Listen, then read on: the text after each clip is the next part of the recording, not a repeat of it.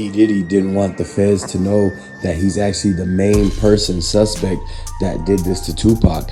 All the witnesses, all the evidence is stacked up against him, and the witnesses are coming out to testify and agreed to do it on Tupac's behalf.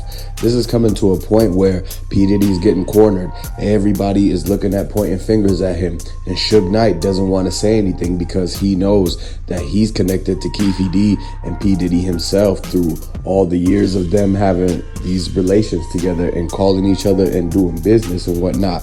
So at the end of the day, the people that was last around Tupac that made all of this happen, they were all connected. They all know each other. They all at some point sat in a room and talked about what was going to happen.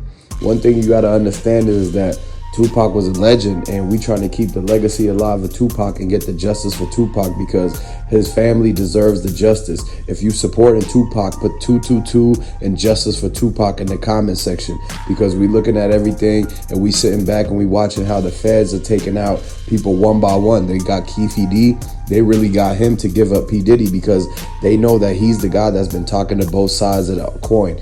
He's been the guy who was actually he was dealing with P. Diddy. He was dealing with sugeknight.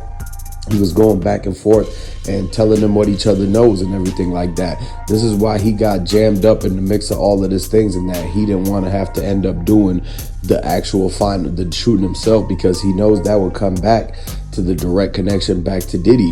They're really trying to find through the bookkeeping and the accountants from Bad Boy Records the check for the $1 million that was written to take out Tupac back in 1996. If they end up finding the check and seeing if it was cash somewhere and it somehow relates to people connected back to Von Zip and Keefe, then they know for a fact that that's their final piece of evidence that's gonna lock up Diddy for a long, long time, because the feds don't play about RICOs. They don't play about these type of cases.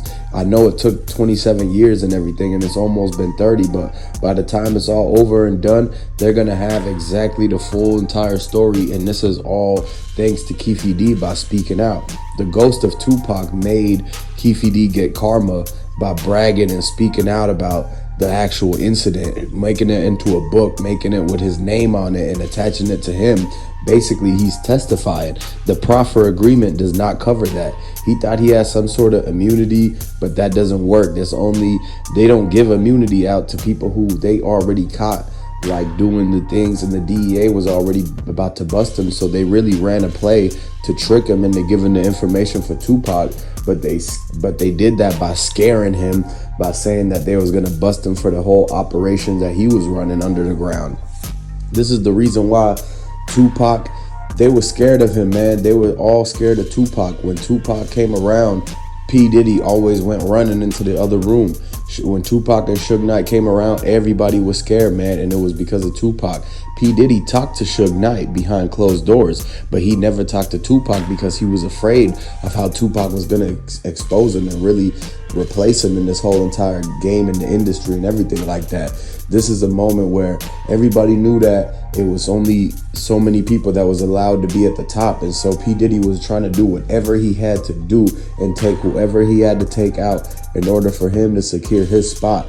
The greed, the jealousy, the envy, it all played a role in this, in the demise and the takedown of Tupac, because he was a prominent figure. He was changing a lot of people's lives. He was helping people cope through many serious situations, and he was actually the speaker representing the whole entire generation and trying to lead the youth into a better light in the situations so that they could grow up better than their fathers, parents, and grandparents and everything like that.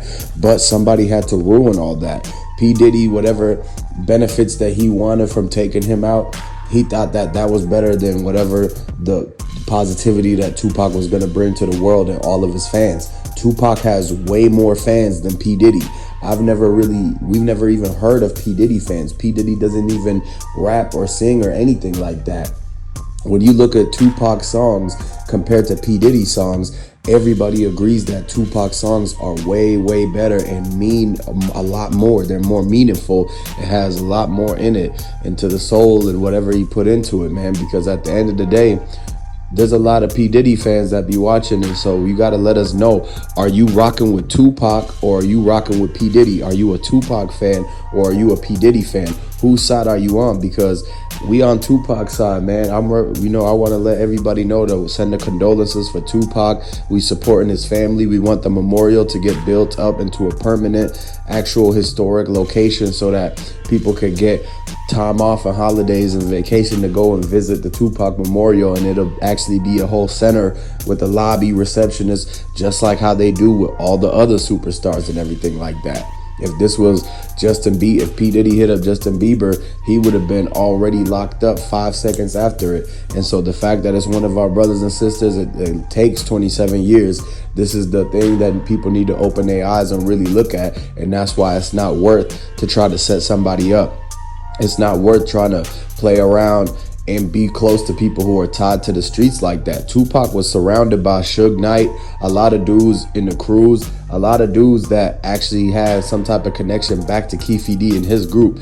This is why they were able to find Tupac so easily, and they were all gravitating around Tupac because he was the only one that wasn't actually messing around in the streets, but he was around all the street guys because they all basically wanted to make some type of money off of Tupac. And this is the pure facts of the reality of the situation.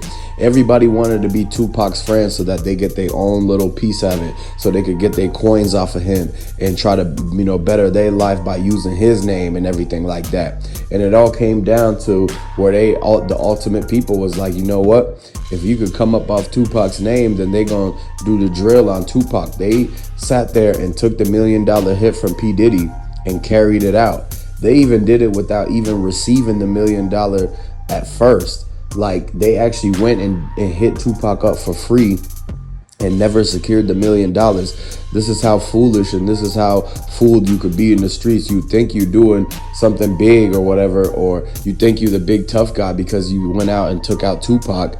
This is what Keefe and them thinking. They thought they were the biggest guys in the world because they went and took Tupac out.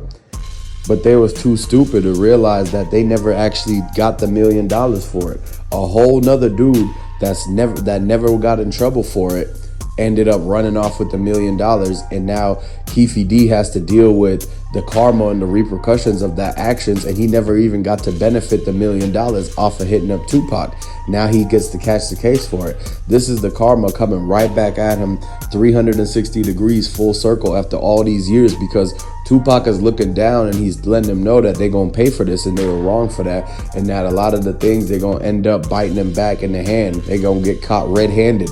When the feds came and searched Keefe house and they found the shell casings, they found a lot of evidence leading back to that night in 1996 when they hit up Tupac. They knew they had the right guy. They knew they had the guy who had all the information. He's the one that's been going on the interviews. He's been telling vladtv exactly what happened. A lot of people that go on Vlad and they give the interviews, they talk about a lot of things that they should have never spoke on because they had open cases. The feds are watching us, wiretaps, people were listening to them.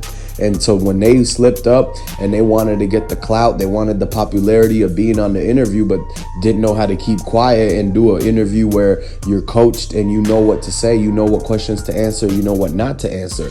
Keefe wanted to be known as a street legend in the neighborhood he was from. So if that meant that he had to write books and give interviews telling how he took people out in the streets, he took actual sons away from their mothers, he took brothers away from their other brothers, he took family members away from each other, he bragged about that. He thought that's what made him a street legend, when in all actual reality, the dudes who started all of that up, they were not talking about that. They were talking about bringing the community up, not taking people out. And so this is the karma that came back full circle at Keefe D. It just goes to show that everybody who was thinking like him, they thinking the wrong way, and the karma got him instantly. And now everybody's looking at it. They have no sympathy. They don't feel bad for Keefe D at all, because he sat there with a smile on his face, with a smirk and a grin, dissing Tupac, saying he was breakdancing and all that, reaching into the back seat when they actually hit him up, man.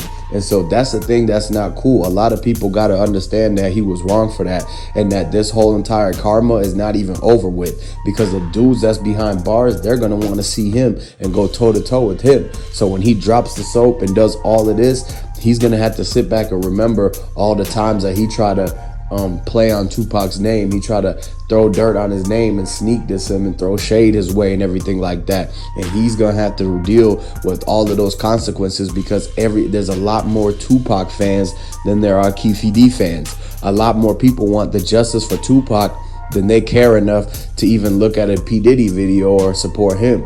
And so for everybody that's rocking for Tupac, continue to watch the Tupac news and put the 222 in the comment section.